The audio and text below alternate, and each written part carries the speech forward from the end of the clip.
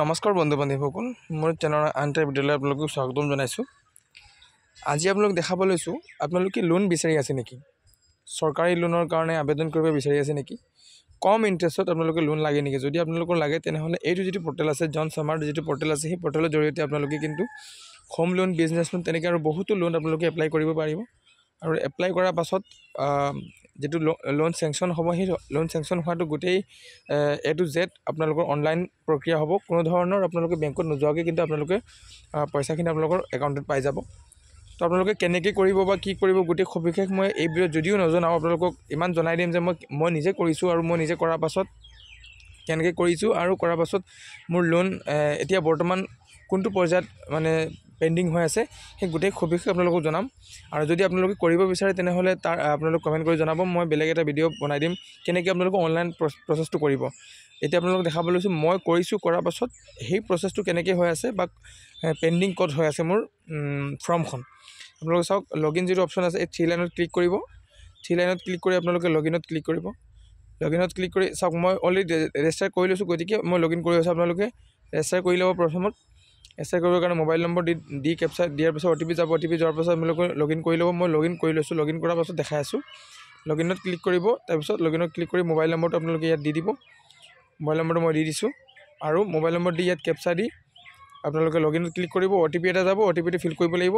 মই mobile number দি লৈছোঁ। এয়া চাওক, OTP চেণ্ড হৈছে। OTPটো মই ফিল কৰি দিছোঁ। ইয়াত চাওক, মই যিটো এপ্লাই কৰিছোঁ এটা হ'ল বিজনেছ লোন। বিজনেছ লোনৰ কাৰণে কিমান কৈছোঁ মই চাওক, 1,92,000 মই এমাউণ্টৰ এটা লোন মই এপ্লাই কৰিছোঁ লোনৰ কাৰণে।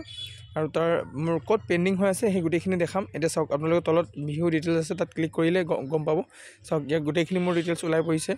তললৈ চাওক, ইণ্টাৰেষ্ট ৰেট কিমান, ইয়াৰ 12.4% আপোনালোকৰ ইণ্টাৰেষ্ট ৰেট ইয়াৰলি দিব লাগিব।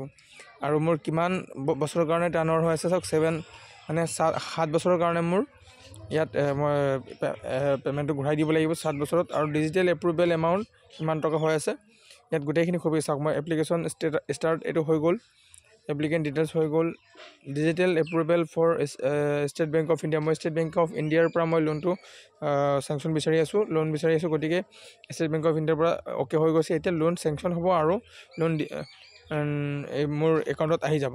তো আপোনালোকে চাওক, এইখিনি যিটো প্ৰচেছ এইটো মই কৰি ল'লোঁ। আপোনালোকে এই গোটেই প্ৰচেছ কৰিবৰ কাৰণে অনলাইন যোগেদি কৰিব লাগিব। এইটো এটা মই চাওক, এইটো এটা কৰিছোঁ, তলত এটা বেলেগ বেংকত কৰিছোঁ। এটা হ'ল মই ষ্টেট বেংকত কৰিছোঁ আৰু এটা হ'ল মই পাঞ্জাৱ নেশ্যনেল। ইয়াত চাওক, ইয়াত 2 লাখ আছে, 2 লাখৰ লোনটো চাওক, এইটো বেলেগ এটা হয়। সেইটো কি লিখা আছে চাওক, প্ৰধানমন্ত্ৰী মুদ্ৰা যোজনা বুলি আছে। সেইটো এই স্কিমৰ জৰিয়তে মই কৰি আছোঁ। লোনৰ যিটো ID হয় সেই IDটো ইয়াত ওলাই পৰিছে চাওক। এইটো আকৌ ইণ্টাৰেষ্ট ৰেটটো অকণমান কম আছে, 10.65% দিব লাগিব ইয়াৰলি। আৰু এইটো 5 বছৰৰ কাৰণে টাৰ্ণঅভাৰ হয়। এইটো ছেইম প্ৰচেছ হৈ আছে।